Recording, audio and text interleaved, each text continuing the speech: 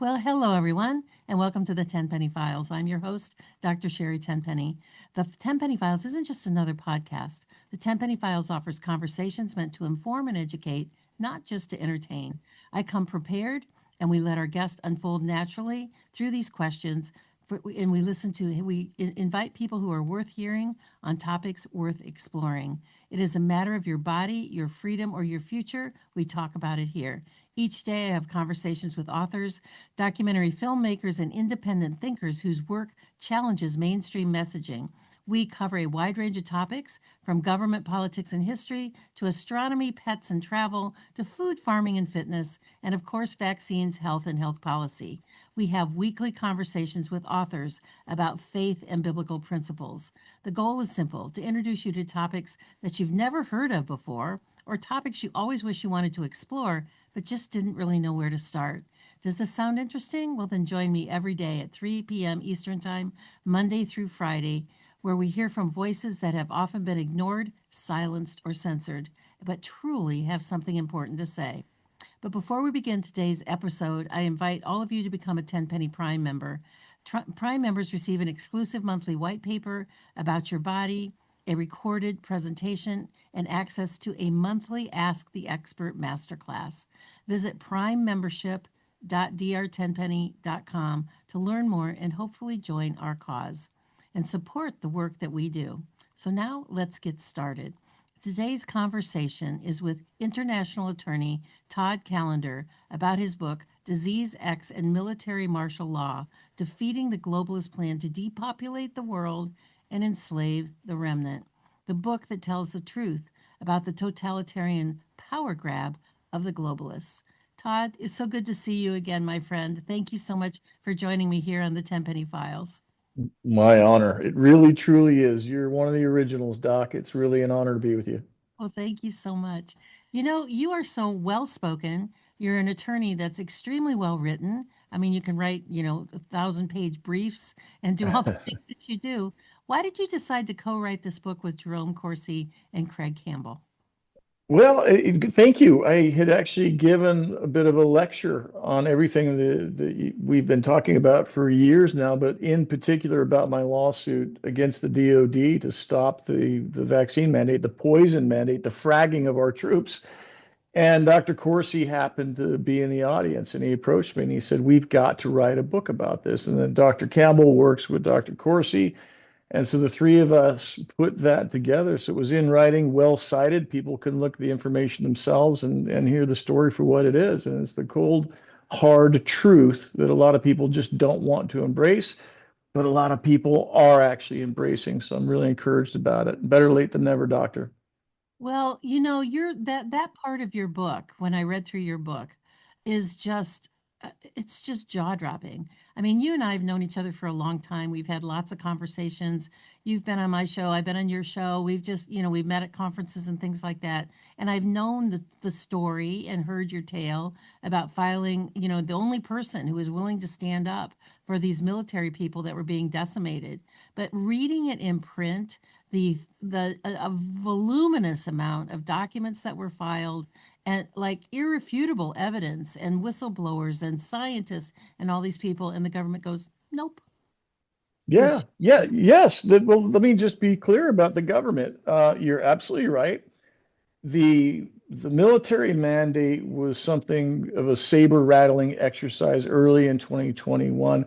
And that's really where my call to action came because I, believe it or not, came from the vaccine industry. My family owns a needle-free injector, and my job was to get that through the FDA process. So I ran clinical trials in Cuba for 3 years. The point being that we had tested mRNA experimental shots. They were all experimental for 20 years.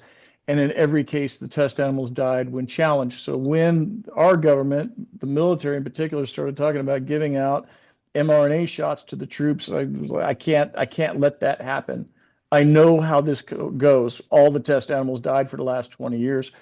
So I filed a preliminary injunction, meaning an effort, a court order to stop them from ordering the troops to take it. Compulsory.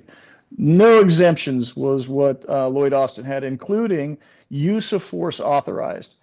So with some luck with military doctors, flight surgeons in particular, Dr. Pete Chambers, Dr. Teresa Long, and others, that Dr. Sam Sigaloff, a good example, all of whom were there saying the same thing. They did the research. We can't let this happen. The point being, doctor, is despite hand delivering, it's called personal service in the law, the preliminary injunction and the temporary restraining order before the order was granted, 1,000 pages of evidence delivered to the Secretary of Defense, delivered to the head of the FDA, delivered to the Secretary of Health and Human Services, in all cases personally delivered.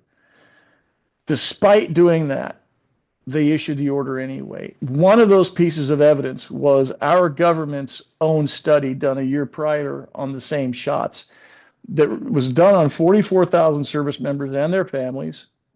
Out of 44,000, 178 people finished the trials, 1,200 deaths, 82% spontaneous abortion rate.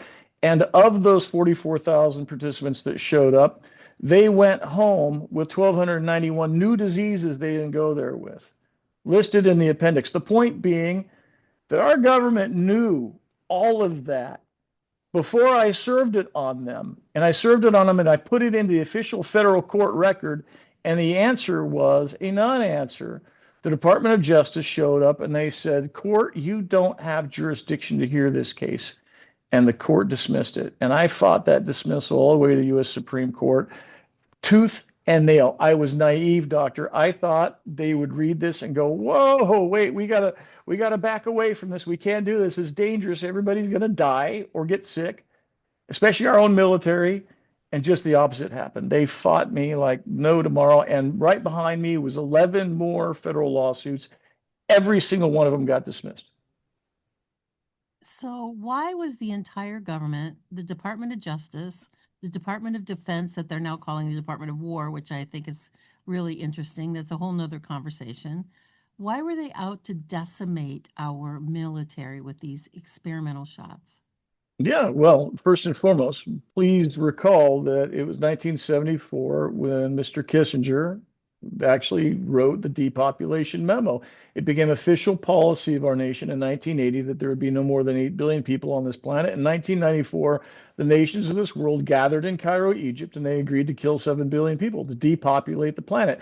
If your job was to kill 7 billion people, how would you do it? Would you make it a military mission? Would you use the biggest, most lethal military force in the world? Would you do it so that people didn't know they were being killed? All of those things, when you ask yourself the question, if you had to kill 7 billion people, how would you do it?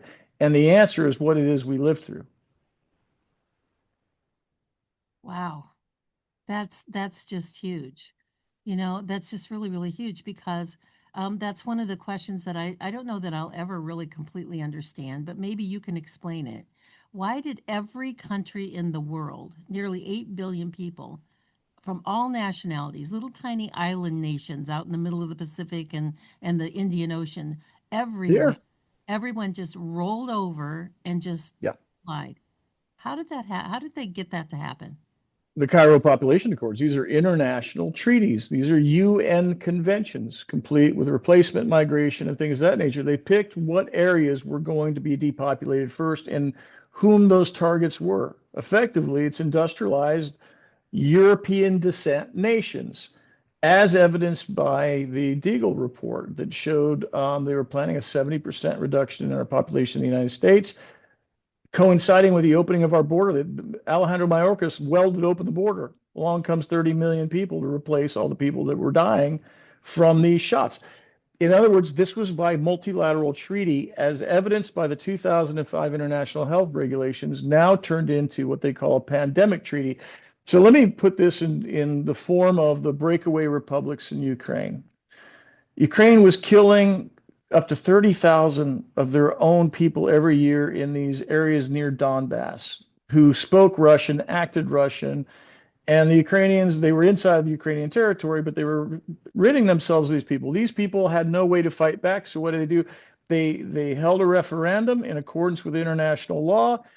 They voted for independence. Ukraine wouldn't let them go, so they invited the Russians, that's how old I am, the Russians to come in. And that's exactly what happened. The Russians came in and said, we will protect you. That is how the Ukrainian war began in 2014. A color revolution by us to rid themselves of people in the Donbass region. And the Russians stepped up and said, we'll protect you. And that's where this fight goes on today. When you have every country in the world all agreeing a universal theorem, which is 7 billion people got to die, there is no big brother to come and save you. So several nations, Madagascar, Haiti, good examples, the presidents of those countries said, no, we're not going to force the shots on people. What happened to them? They're both dead. The presidents of those countries are dead. The one in Peru said, we don't need it. We have ivermectin. What happened to that president? Gone, thrown out of office. In other words, there was no big brother to say, hey, come and save us. Hey, Russia, come and save us, because they all agreed to a reduction of 7 billion people from the face of this earth. There was no recourse. There is no redress. There is no court you can go to. There's nobody you can ask for help. It's like asking the people that are abusing you to stop abusing you, please. Mm. And so they didn't quite reach their goal of No. of 7 billion people, but the deaths continue. And I believe I've said this for several years. I mean, you know, all the stuff I've talked about for the last 6 years, that this tsunami of deaths is going to continue to Yeah. accelerate. Um, Yes. as I have a friend who's been to almost 170 funerals.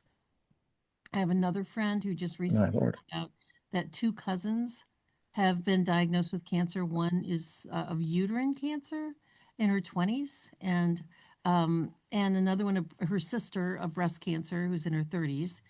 And I was at a Maha Institute meeting on Friday, on the week, a couple of weeks ago. It was this last Friday in Washington, D.C., and listened to the head of the National Cancer Institute and Jay Bhattacharya, head of the NIH, say that they've looked at all the evidence and they can see no connection Oh, between dear God. cancer and the COVID shots. That they've really looked at it. They're going to continue to look at it. Nonsense. And so far, they have seen no evidence that connects the two. Well, I guess, That is absolute nonsense. We had the military's own database, their epidemiological database, starting in 2020.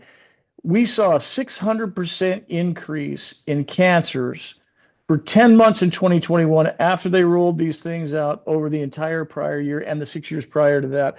It is statistically impossible for them to arrive at that conclusion. And I'm in the morbidity business. I insure people's health for a living. That is complete and utter nonsense. yeah, you know, I've listened to that. It was a 1 hour segment that they did, and I've listened to it a couple of times.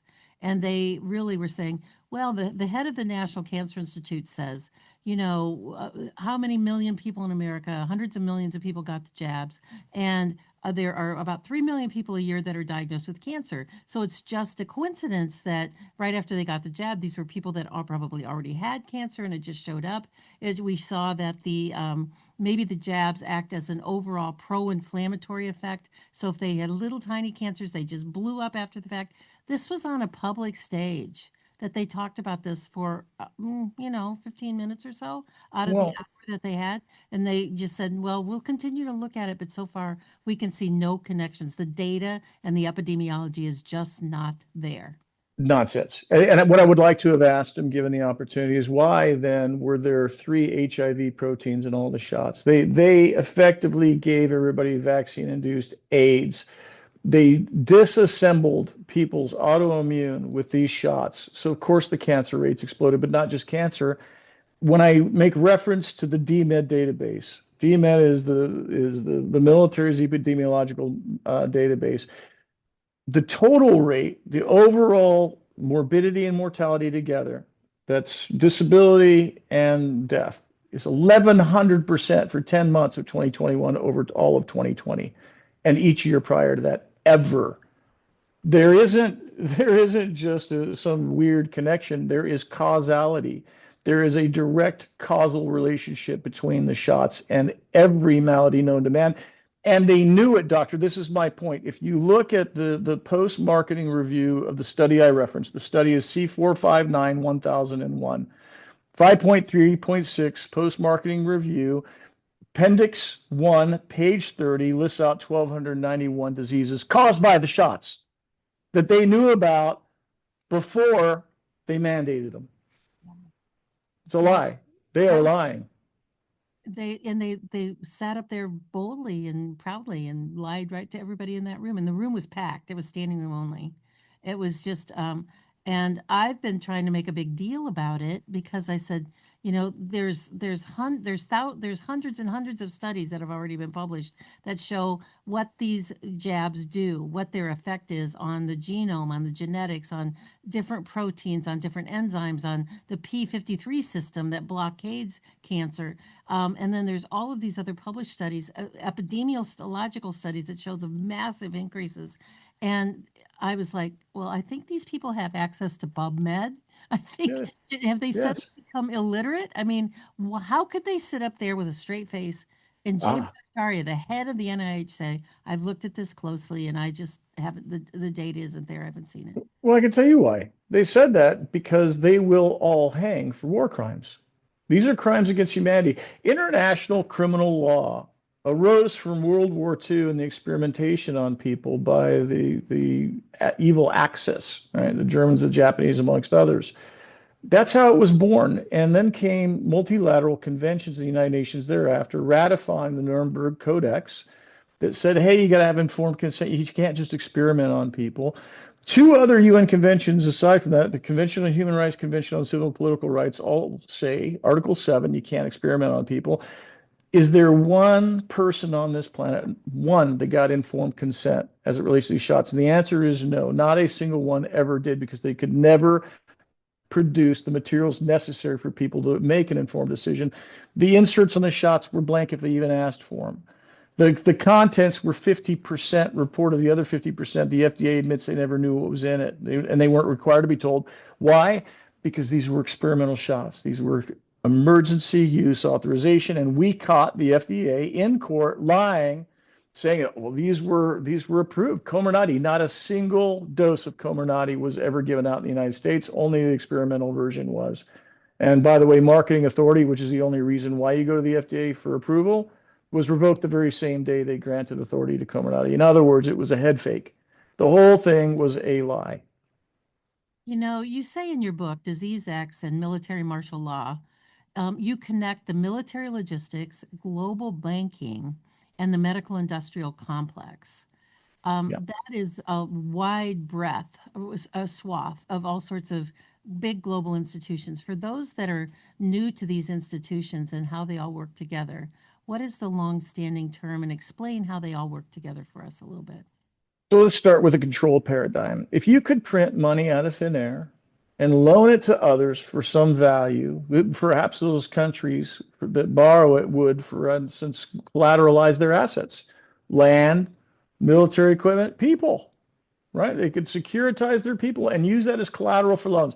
But if you could make money out of thin air and loan that to governments, what could you not own? And the answer is nothing. They own everything. Those that create money out of thin air, otherwise known as the Bank for International Settlements, that owns all of the private central banks on the planet, save three, they own everything, including governments, including militaries. They own it all. Presidents, they are owned, right? They're put into office. Democracy is an illusion of choice. Our government is an illusion of choice for the most part. We think that we're electing our government, right? We think that the Commonwealth nations, I live in one, are independent. They're not. They are colonies. Nothing has ever changed. It's all a facade. And at the end of the day, those that make money from thin air control everything. Those people decided there are too many folks on this planet. They don't need 7 billion people, because now they have automation, they have AI, they got synbio, right? Genetically modified people, and they've got effectively robots. They don't need us. And so, no different than any other livestock, they're culling the herd. That's it. And because governments are owned by these same people, they don't have a choice in the matter. They'll do as they're told, or they will be replaced by somebody who does. It's that simple. And the worst part about all of that, Todd, is that there's no recourse. There's No, none, nowhere. no to, and so therefore there's zero accountability. So this is where everything goes. This is where it all leads. Doctor, they need us. The machine that they operate needs our involvement. They need our productivity. They need our dollars to go around as fast as possible, velocity of cash, in order for this thing to work. They need our buy-in, and they spent a bunch of money getting it. Krispy Kremes, lap dances, whatever it was, to hook or by crook get people to take these shots. They haven't stopped that. They're still trying to get people to take these shots because they need to genetically modify people. They need to replace people's thinking, God's gift to us, our own free will. They need to replace that with AI. And the only way to do that is to do a hardware installation. And that's what these shots were. The great news is through your efforts and a lot of people like you, spreading the truth and the words, people got hesitant and they might have taken one shot, but it's nowhere near the 55% or much less their stupid 75% number of people that took the shots because people did use their discernment. And those that did get the shots, the vast majority of them said, gee, I don't feel very good. And they started looking around for remedies such as ivermectin, hydroxychloroquine, chlorine dioxide, etc. They're mitigating the effects of these things. So, in other words, the grand plan to eliminate humanity isn't working out for them because we exercise our free will. In other words, the remedy is us. And that's happening right now. Well, at least that sends a little bit of good news on this, dismal story because it is pretty dismal. And the deeper Yeah. down the rabbit hole that you go, the more stuff that you turn over, you think, how in the world did these people come up with these things? And how did we just allow them to get away with it? It's just there Yeah. seems to be no bottom to the end. There seems to be no bottom to the pit. You just keep going down and finding more and more and more and more ugly stuff. That's right. In your book, you describe the plan as openly transhumanist. And the indicators show that this biological assimilation and digital identity isn't a future threat, it's already here. Tell us, That's happened. tell us about that.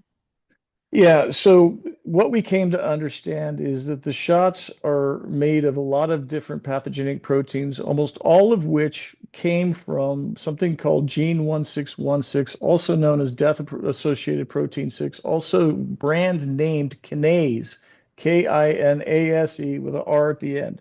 They trademarked these pathogens and they used cesium 137 to create synthetic pathogens, man-made pathogens. Ones Marburg, Ebola, Lassa, Zika. Those are all man-made pathogens done by our Department of Energy since 1955. They've released them around the world. They've gotten everybody sick and injured so that we rely upon the medical system to cure the very same diseases they gave to us, except they never cure them. They just treat them, right? We take some petrochemical drugs and we feel better, but we're still on that path to an early demise. Um, so it's a controlled paradigm is the bottom line. And these pathogens serve two purposes, not just to make us sick and need that medicine, need us to spend our dollars and productivity, but also because they're those causative agents, those protein chains that are pathogenic coming from, for instance, bacteria. So E. coli, Staphylococcus, for example, viral pathogens, if there is such a thing as a virus. Nonetheless, they are pathogenic protein chains, oligonucleotides and otherwise, that are called causative agents. They cause a reaction in our bodies. Those causative agents become AI general agents in vivo. So when they're injected into our bodies, they serve two purposes: to make us sick and also make us connected to the AI matrix that already exists, all of which is dependent upon one really important feature, and that is the integration of cesium 137 into our body. Cesium 137 is what they make nuclear weapons from. It's what runs the atomic clock. Why? Because the connectivity has to be within microseconds. Why the atomic clock works on cesium 137. So the 5G tower over here connecting your body to it through your wireless body area network, we can talk about that in a minute, has the ability to use your body to store data, process data, produce energy, transmit data, and amplify it from microwaves, gigahertz signals, into terahertz signals, light waves. Optogenetics is what that's called. The point being is that they stole our bodies, not just ours, but every living creature on the body that has cesium 137 integrated into its genome becomes something usable by effectively an AI computer. And that's the mission. They need 11,000. They're called SynBio. Anybody that got the shots, you've been genetically modified. You are now What our government officially refers to as SynBio. There's a whole division of HHS. That's all they do is genetically modify God's creatures. Why? There's a precedent in the U.S. Supreme Court. 2013 is a case called molecular pathology versus myriad genetics. The Supreme Court held the use of synthetic RNA, mRNA, to modify a genome means that the synthetic product thereof belongs to patent holders. In other words, everybody that got the shots using Moderna and Pfizer, according to that case specifically, 2013, is two things. Number one, a synbio creature, meaning a new species. Number two, owned by the patent holders, effectively vaccine slaves. I put that in front of the U.S. Supreme Court and said, hey, we outlawed slavery in 1865. You don't get to genetically modify people without their knowledge and consent and own them. We outlawed slavery. And the U.S. Supreme Court said, blah, blah, blah. We addressed this in 2013. We're not changing our ruling. In other words, that's what we call good law. Oh. What rights does property have, doctor? And the answer to that question is none. Your dog is chattel property. You can shoot your dog in the head and you're not going to go to jail because you didn't commit homicide. Homicide is the unlawful taking of a human life. If people got the shots, are they human anymore? And the answer is no. Our government started calling them Borg in 2000 in the NASA Langley research paper on fifth generation warfare. All of this was planned out. All of this was published. Everything I'm telling you is referenced in the book. We got this out of materials that were published by our own government. They came from whistleblowers that directed it to us. And it's all there. You don't have to believe me. You can look at any of the citation. There's 173 sites. It's all right there. Wow, Todd, that is so much to digest and so much to take in. I'm sure that people will want to listen to this more than once and maybe slow it down a little bit so they can understand all of it and get all of the notes. But this is a good place. Hold that thought, because this is a good place to take a short break from our sponsors and the sponsors for AmericaOutloud.news.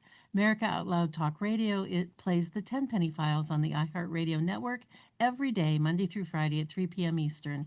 You can also listen through their media player by going to AmericaOutloud.news. If you've missed any of these great conversations, and boy, have we had them, you can find the Tenpenny Files on Spotify, Pandora, Apple, TuneIn, iHeart Virtual Studio, and on my platform, drtenpenny.com, drtenpenny.substack.com. We also play it on Instagram, X, and Rumble under my name at BusyDrT, at BusyDRT. Because there's so many great books and documentaries and so little time to read and write read and listen in all of our super busy lives, this show's meant to maximize your time and jumpstart your interest. We have a great message coming up from our sponsors right now. Listen closely. If you like what they have to say, please support the show by buying from them. Sit tight. We will be right back with more from Todd Callender on his book, Disease X and Military Martial Law. Zeolite is a detox spray. We work specifically with a company called Touchstone Essentials. They are an incredible company. We've been working with them now for several years. And zeolite is a mineral that goes through your body like a one-way basket. It will clean out heavy metals such as arsenic and mercury, aluminum, cadmium, and it hooks onto those metals from a one-way perspective. So once it's bound, it goes out through your urine or your stools and doesn't get redeposited in other places. Everybody needs to have a detox product in their life, and this one is so easy to use and it's so safe. You can take it when you're pregnant, you can take it when you're nursing, you can give it to little children, you can even give it to infants, and quite frankly, I give it to my dog. I actually put a little bit of the zeolite in his water because until we all stop living in a toxic world, we all need to get some of those extra toxicities out, the heavy metals, the persistent organic pollutants, the things that are floating through the air, the different things that we come in touch with in our environment. And we are a big fan of zeolite from Touchstone Essentials. We've been a big fan of their products for several years. Go to drtenpenny.com/detox to get your first bottle of zeolite spray for $50 off. Well, only when the government bows to the people will America become great again. This is Malcolm Out Loud here. Join me in pushing back against censorship, my fellow Americans. Right at the top of AmericaOutloud.news are the words: many voices, one freedom, united in the First Amendment. Now is our time, my fellow Americans. AmericaOutloud.news. Liberty and justice for all. Well, welcome back, everybody. Today, we're talking to international attorney Todd Callender about his book, Disease X and Military Martial Law, Defeating the Globalist Plan to Depopulate the World and Enslave the Remnant, the book that tells the truth about the totalitarian power grab of the globalists. But let me tell you just a little bit more about our guest today, Todd Callender. Todd has been a practicing international law for more than 30 years. He currently serves as the principal of two law firms, the Disabled Rights Advocates and the Corporate Law Firm. Todd is the CEO of both Cloud Hub, a novel social media platform, and the Cotswold Group of Companies, a Caribbean-based multinational insurance group with subsidiaries and investments all around the world. In 2021, Todd filed a lawsuit against HHS and the Department of Defense to stop vaccine mandates for 400,000 service members. The case was denied in a 5-4 vote, which left an earlier case, molecular pathology and the myriad genetics, as an operative law. And he was denied, all those servicemen were denied their constitutional rights of a religious exemption, which means, in short, people who received Pfizer or Moderna shots are now chattel property of the patent holders of the shots that they received. Todd, welcome back to the show. You know, I've heard you talk about this many times and about this new entity that they created that you refer to as homoborgenesis, Yeah. which is and Homo sapiens, which is a different species. And I've heard you early on, I heard you talking about this homoborgenesis. What does that really mean? If they're not really, I mean, common law in America, common law applies to real human beings under God's law. And it's the Homo sapiens, the real beings, are protected. But homoborgenesis is a different creature. So if I shoot somebody, or if a homoborgenesis person shoots me, does the law apply to them? And I know there was a lot of discussion about that early on. What has the conclusion come to that? Yeah, well, let me lay the foundation, if you will. This all started with somebody, a whistleblower, telling us, oh, by the way, the human species definition is something you should look at. So we went to PubMed. If I haven't sent it to you, I will. And you look at the definition of Homo sapiens sapien in the taxonomy, and it states we are, quote unquote, a species to be experimented upon. Wow. Yeah, that's how we're defined. In law and in medicine, we are Homo sapiens, a species to be experimented upon. When you juxtapose that to the secret memo from the Attorney General to Donald Rumsfeld in 2005 about experimenting, genetically modifying soldiers, super soldiers in 2005, that's 4 years after the NASA Langley research paper that said bots, Borgs, and humans in 2025. Necessarily, that means there are 3 different types of entities, humanoid entities on this planet in 2025. Humans, those of us that didn't get the shots. Bots, effectively, those are android, those are machines, and then Borgs are the in between, the synbio, the genetically modified people. And that's where that phrase homoborgenesis comes from. It actually dates about 2013, as I recall. Somebody coined it, one of the whistleblowers pointed it out, that happened after the 2005 secret memo, where they changed also informed consent because it's a genetic modification away from drugs into biologics. Everybody knows that the Pfizer shots were called biologics. It wasn't called a drug or even a vaccine. It's a biologic. Why? Because it's a genetic modification agent. And that secret memo from the Attorney General at the time said, this is now a function of HHS, not the FDA. So FDA regulatory regime doesn't apply. HHS is responsible for regulating this. And the regulation says you don't have to give them informed consent. You just have to make it so they could know if they wanted to know.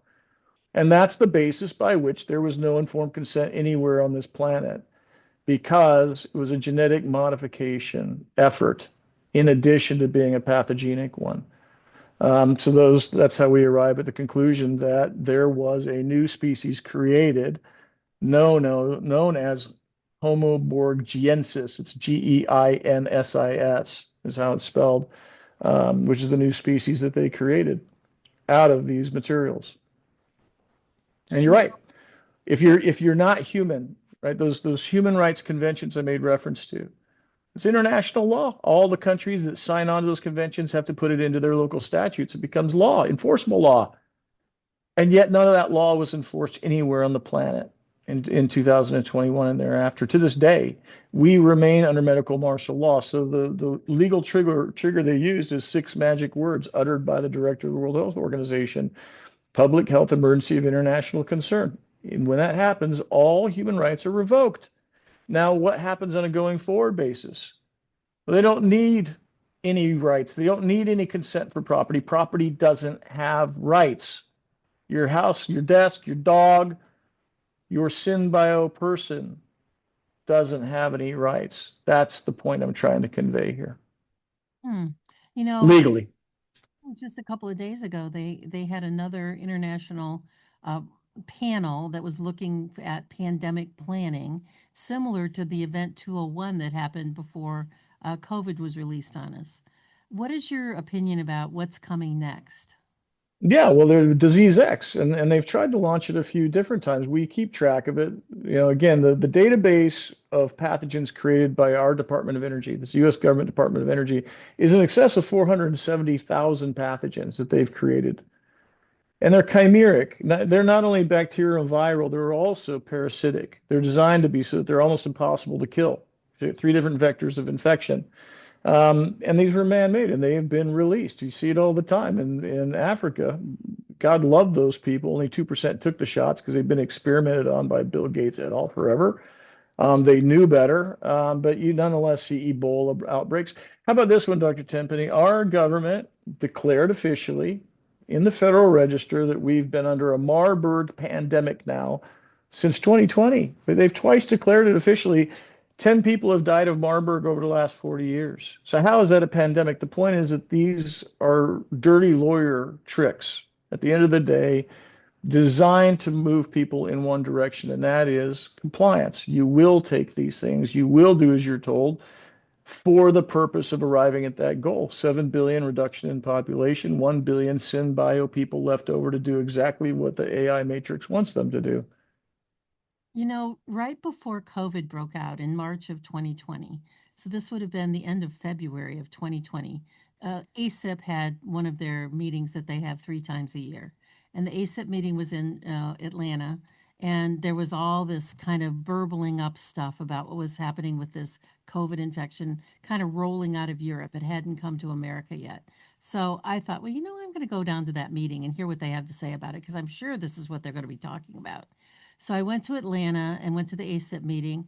The entire meeting, the entire day, was about Ebola and Ebola shots and approval of Ebola shots and approval of this live virus, hemorrhagic virus, for pregnant women. They decided that over lunch that they were going to approve that. And they had one woman that came in right after lunch and said, and the question was, give us an update of what's going on with this SARS-CoV-2 thing. She talked for 5 minutes. They gave her a little perfunctory, little clappy thing, and she left. That was the entire thing about SARS-CoV-2. And that was, I'm going to say, February 27th or 28th of 2020. So just 3 weeks before they unleashed all of this COVID stuff around the world. And I'm in agreement with you about what they said about Ebola. It was really interesting because they had this discussion about, should we be able to give an Ebola vaccine to a pregnant woman? And the two people that were giving the presentation, they were kind of like, I don't think so. And they said, let's talk about this over lunch. And when they came back after lunch, they approved that, yes, it could be given to pregnant women. I Yeah, mean, there was the science right there. Lunch was their science. there was their science. Sort of like Operation Warp Speed. I kind Yeah. of know what your opinion is about that. But what's your view of what happened at the beginning of Operation Warp Speed in conjunction with the Department of Defense? And why does it Yeah. cling to it? Well, Operation Warp Speed was planned long, long in advance of President Trump arriving on the scene, and it was actually launched by Obama in 2016 before Trump took office. He was naive enough to take credit for it, but it wasn't his operation. Um, and so he's stuck with it. I think this is one of the problems. He was fooled into taking credit. I'm the father of vaccines. He was fooled into taking the shots. probably not understanding the full scope and breadth of how deep this goes and how far back it goes, literally to 1974 Kissinger population memo, and the meeting in 1994 in Cairo, Egypt, about killing 7 billion people. Nonetheless, this actually happened. It's been a military operation the whole time. It was planned as one, and these shots, in case people didn't know it, were actually created by the DoD, DARPA, in fact, and then later DARPA created the formula for these shots out of the genetic modification that they'd already been doing on soldiers since 2005. They hired Pfizer, Moderna, AstraZeneca, and Johnson & Johnson to manufacture these shots. They're all more or less the same. Two use synthetic DNA, two use synthetic RNA. They achieve the same thing. And at the end of the day, it was a military operation to achieve the very goals we discussed. Well, your book, Disease X and Military Martial Law, argues that this is not just a political battle, but a theological one. That's What right. does framing matter? Why does it matter? And Ah, how should we frame all of what's going on politically and what's going on in the chaos around us going forward? yeah. So fundamentally, let's think about this in the simplest terms. You can't patent God's creations. You and I and everything that we found on this earth are God's creations. You can't patent those. That's not our intellectual property. That's God's. What you can patent is what you genetically modify. So, given that we have effectively entire species that are synbio, we have a whole division in Health and Human Services whose job is to do that so that the patent holders can own that property. And in place of God, this is naturally theological. And at the end of the day, it's satanic. What they're doing is stealing life itself. What God gave us was life and free will to make our own decisions. What free will did we have in this? And the answer is none. It is satanic. And when you come to understand, these freaks figured out how to actually steal the spark of life, literally, and our life energy. They are harnessing life energy from us through the wireless body area network. Look it up for yourself. There are international standards on this that even take into account UN conventions on the rights of children. And the international standards published in the IEEE say, hey, you got to wait till the kids are 12 years old before you steal their energy. But that's exactly what it is Satan stealing God's dominion, God's creatures, and making them his own through evil people. I'm not sure they're human. I'm not sure they're men or women, but whatever these creatures are that respond to this satanic thing, um, they're stealing life itself and they're co-opting God's creations for their own. It's necessarily theological. What separates the God's remnant from the controlled masses? Self-determination, just what we've done, Doctor, is being the watch keepers, helping others understand the paradigm gives us back our control. No, I'm not taking your stupid shot. No, I'm not going to eat your GMO crap you're feeding me. No, I'm not going to drink your water full of nanobots. All of those things that we're doing now, albeit somewhat late in the game, people have changed their minds and they're not going with the program, and they're finally coming to understand these freaks need us. The battle is for our souls. The battle is for us. So if we withhold consent, they can't do it without us. That's the key, is our future is up to us, literally. During COVID, I talked a lot about repentance and about people that made a mistake, because we make mistakes every day. We screw Of up every. course we do. It's just part of the human experience, and how that It's we God's school called life. called Earth School, right? And how we need to say, I made a mistake, please forgive me. And I got so much blowback for that. People said, what do you mean? I didn't sin? It's like, but you injected an experimental product into your body that changed your God given genetics. And, there was a lot of conversations about that over the last 5 years. And I said early on, I interview a lot of pastors and writers, biblical writers, and most everyone says they feel like the Lord coming back is sooner rather than later, and that we're right, following along what's happening in the book of Revelation. And I said, well, then that makes even more sense, because this, if Satan knows that this is his last hurrah, that, before the final judgment and he's gone forever, he's doing everything he possibly can to scoop as many people into his kingdom as possibly can, because that is what hurts God's heart, is by him taking us into his All dominion. right. People fell for it. Even and it says that in the Bible, that even the elect will be deceived.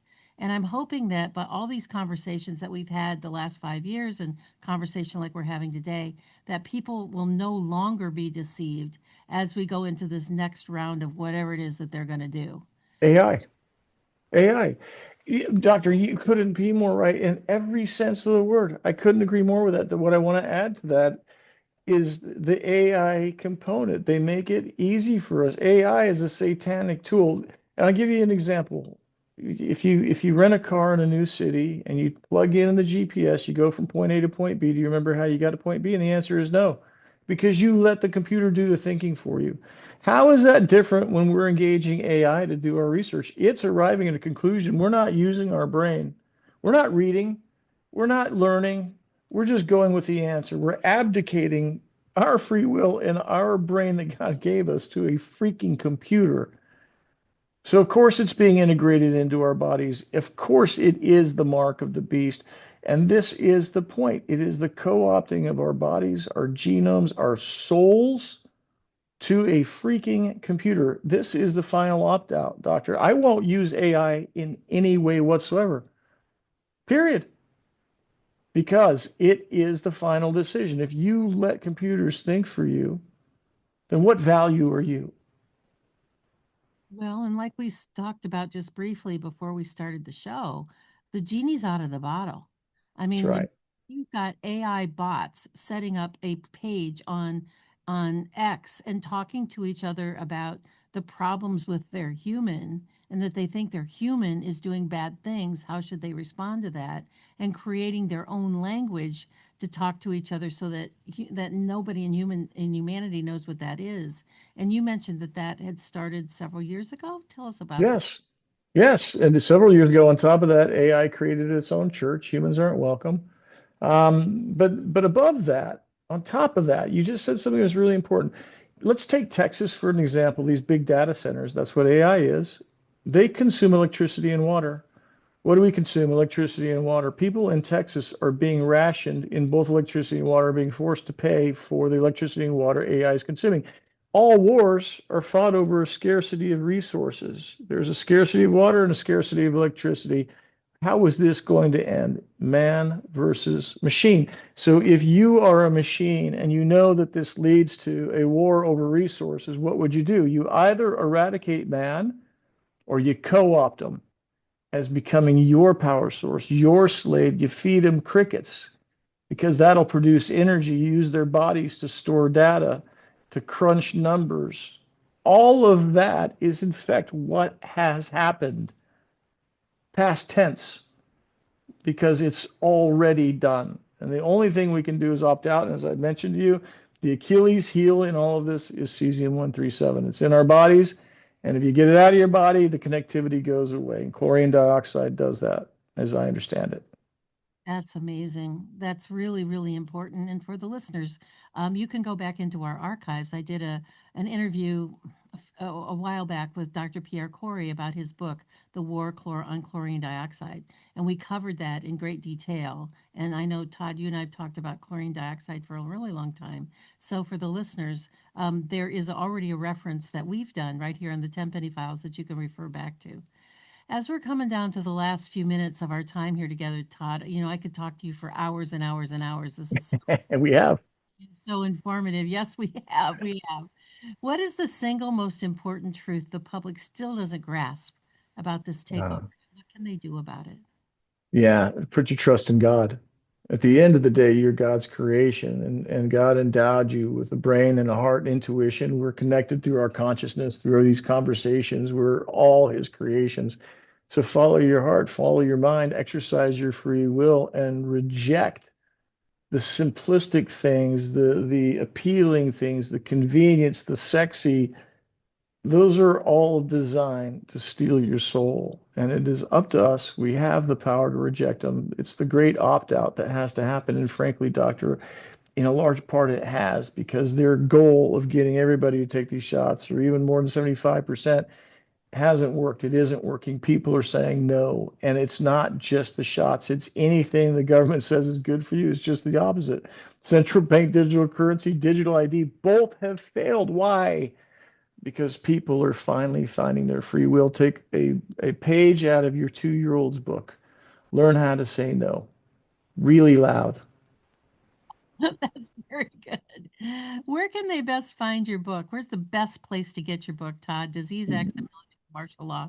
Where can they get it? Well, thank you for that. Believe it or not, Barnes and Noble, Amazon, Target, it's all over the place. You can get it just about anywhere online. I think I've seen it for as cheap as $11 or something like that.